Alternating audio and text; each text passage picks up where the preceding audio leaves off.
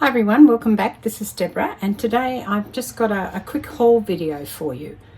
So yesterday I went out to the Nest, which is the charity shop here in Brisbane. It's in a suburb called Brendale, which is like an industrial area, and they sell only sewing and quilting and tapestry and embroidery notions and things like that. So they also sell fabric, but I don't normally buy the fabric from there, but I did get lots of lace yesterday. So I've got all of this lace I got, and most of it was 50 cents a metre, which I think is pretty good value. Some of the little stuff was 30 cents, and there were a couple that were $1. I'm not sure, it may have been the eyelet lace, but I'm really not sure which ones. There were only two, I think, that were $1 a metre. And what I've done is I've put them onto my spools that I found in a box the other day. And it's really super simple. In fact, so simple, I'm going to show you how, because I did end up pinning them. Just check there's no pins in there. And then I ended up putting an actual pin on them like this, because I think that it holds them a bit better and they're not going to come off. So I just wanted to show you how I do this super quick. So the first thing that I do is I work out which ones are going to fit on one spool, and then I got a bit of tape.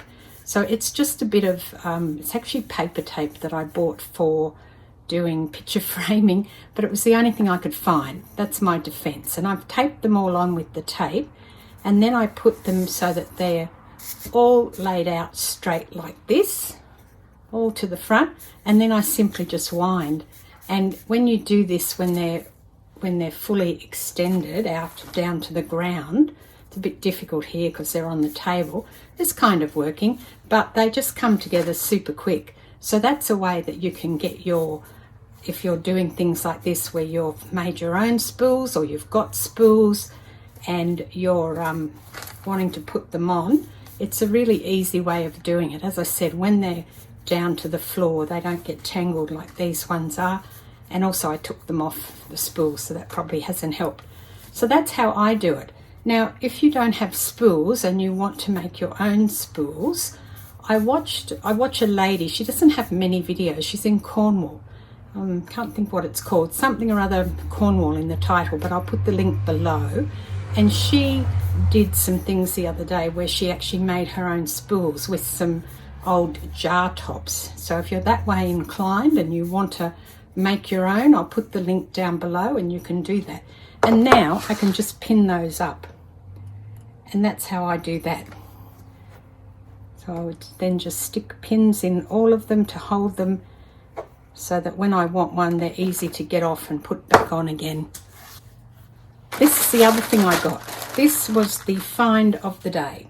I was just so surprised when I saw it sitting there, because if you've been watching my other video, making my vintage doily and linen quilt, you'll know that I've been using yo-yos, and I don't have the patience to make them. The lady at the shop said they have a yo-yo maker which had just come in, and I said, well, I couldn't be bothered actually. I don't have the patience to do it. I found this whole bag of yo-yos. Look at them, big ones, little ones. And it's in those, most of them are in that pretty sort of caramelly tone or pinky tone, which I think is going to work quite well. The dark green I may not use on the current quilt that I'm doing, the current project, but I'll use them on something else. This whole bag of yo-yos was $4. That's right, you heard that right, $4. How cool is that? So I was standing at the counter with them in their bag and waiting on them to cut all my lace. And a lady next to me said, where did you find those? And I said, oh, just around the corner. And she said, are there any more? And I said, well, if there were, I'd be standing here holding them. So if that lady's watching, I apologise, but I would have picked up all of them had I found other basket or other packets of them. So I thought that was a pretty good find. So if you're in Brisbane or if you're visiting Brisbane, I will put the details of the Nest below. They do have a Facebook group as well that you can go and look at, but they don't do any holds because I guess people don't turn up, and they're a charity.